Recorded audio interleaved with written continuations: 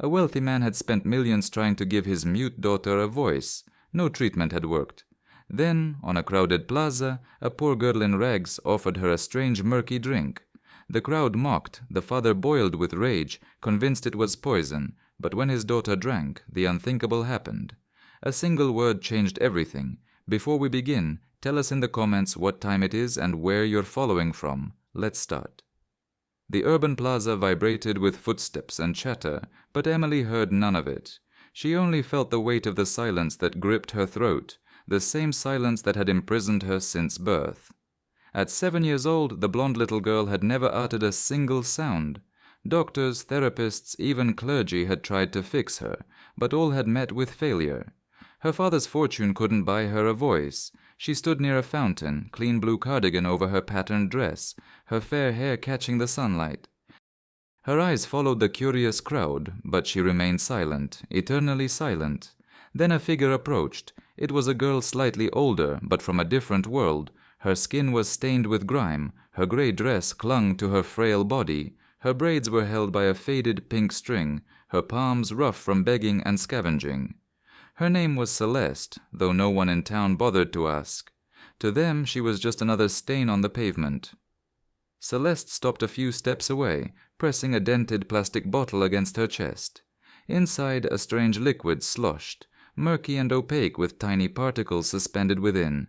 It wasn't water or juice, it looked suspicious, and yet Celeste's eyes locked onto Emily's. "Your throat is dry, isn't it?" Emily blinked. Her throat tormented her, dry as dust. She swallowed painfully but couldn't answer.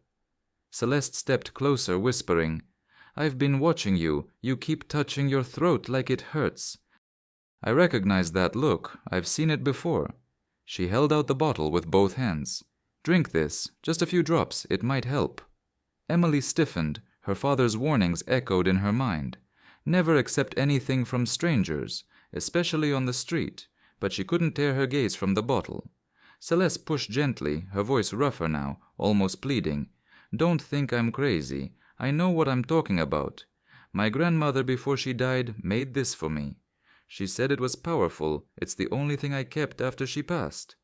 Emily's small hands trembled at her sides, her lips parted, but no sound emerged. "You can't speak, can you?" Celeste whispered, squinting. "That's why you watch but never respond. You're trapped, like me. They don't listen to you either." Those words struck like stones. Emily's chest rose quickly, as if someone had just revealed her secret aloud. Celeste pushed the bottle toward her once more. "So drink, what do you have to lose?" An elegantly dressed couple passed by, snickering. "Disgusting, giving her trash to drink." The man grumbled. The woman pulled his arm without even looking back. Celeste's face flushed with shame, but she didn't lower the bottle. "You see what they think of me, dirt, garbage. But this," she said, gently shaking the bottle, "is all I have, and I swear it's not poison. It's what kept me alive when I had nothing." Emily looked into Celeste's eyes. They weren't deceitful eyes. They were raw, desperate, begging to be trusted. With trembling fingers, Emily reached out. She wrapped her pale palm around the bottle, feeling its sticky surface. Celeste guided it to her lips. "Small sip," she warned firmly. "Don't be greedy, just let it touch your throat."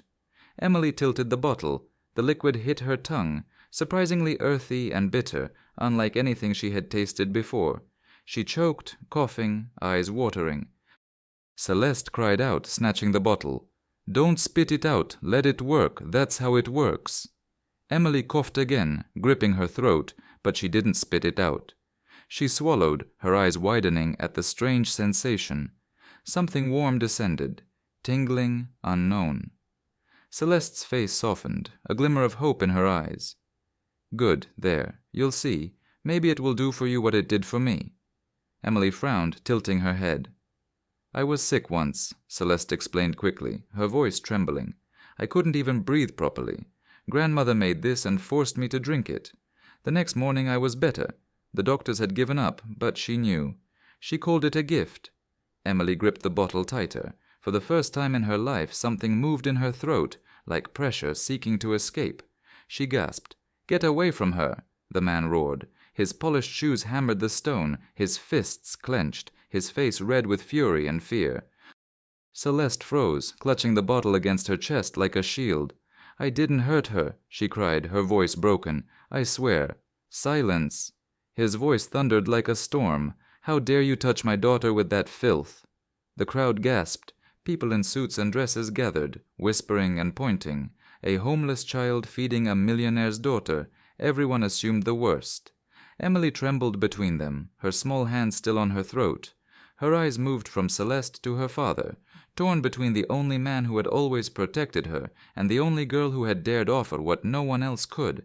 "She was thirsty," Celeste cried, boldness born of desperation. "I saw her. She couldn't ask, she couldn't say it, but I knew. I gave her what my grandmother gave me. I only wanted to help." The father's face twisted with rage. He grabbed his daughter, pulling her behind him. "Do you know who she is? Do you realize what you've done?" "She could be poisoned." Celeste's lip trembled, but she didn't look away. "No, she's not poisoned. Look at her." He turned to Emily, ready to scold her too, but stopped short. His daughter's small chest was rising and falling rapidly. Her lips trembled as if words were fighting to be born. She opened her mouth and a faint, broken sound escaped. "Daddy!" The crowd gasped. The man stepped back, staggering, his heart pounding against his ribs. For 7 years he had prayed, begged, paid doctors millions, and not a single word had come. And now, in the middle of a dirty plaza, after drinking from a beggar's bottle, his daughter had just spoken. Tears sprang from his eyes. "Emily," she said again. Emily pressed her hand against her throat, her eyes wide with fear and wonder. "Daddy." The word broke, hoarse but real. The father's knees nearly gave out. He caught her in his arms, holding her against him, sobbing. For years he had dreamed only of hearing her call him that. And there it was, miraculous, impossible. Celeste stepped forward cautiously, her hand trembling. "I told you it wasn't poison. It's all I had left of my grandmother. She said it could heal what no doctor could." The man turned from his tears, quickly hardened into suspicion. "You want me to believe that? That a girl in rags, with a dirty bottle, could give me what the greatest institutions in the world never could?" The crowd murmured, half amazed, half doubtful. Celeste's eyes glittered.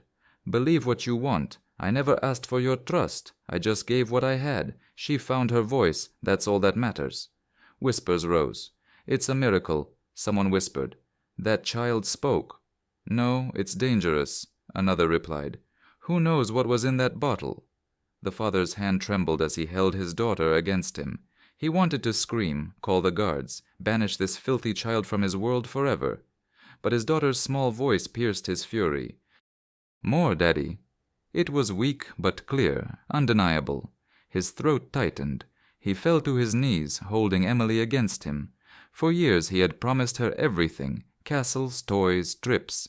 And yet it was a starving street girl who had just given him the only thing his millions had never been able to buy. Celeste stood a step away, her thin dress fluttering in the breeze, her expression torn between pride and fear. She expected to be dragged away. Instead, the father looked up at her, his voice hoarse, trembling between gratitude and anger. "Why? Why did you give her that?" Celeste's answer was simple. "Because I know what it's like to be voiceless, and I wouldn't wish that on anyone." The crowd fell silent. Her words had struck harder than any insult. The father closed his eyes. His pride resisted. But the truth weighed more. He reopened them, tears flowing down his face. "You saved her." Celeste's lips parted. She hadn't expected those words from him. He pulled a silk handkerchief from his pocket and pressed it into her hand. "It's not enough. Nothing I could give you would ever pay this debt, but you'll never be hungry again, not after today." Celeste clutched the fabric, stunned. For the first time in years, someone wasn't treating her like garbage. Emily reached out from her father's arms, her small fingers touching Celeste's dirty hand. She smiled, her lips forming a word she had never spoken before. "Friend." Celeste's eyes filled with tears. The crowd gasped again, but this time no one dared laugh. The millionaire had money, power, and influence, but it was a homeless girl and her strange brew that had given his daughter her first voice. And nothing, not his anger, not his pride, not the judgment of the world, could erase that truth. If this story touched you, don't forget to click like and subscribe to Stories That Matter to discover more moving, intense, and surprising tales. Tell us in the comments where in the world you're watching from. We love reading your messages. See you very soon. Stay kind, stay curious, and keep following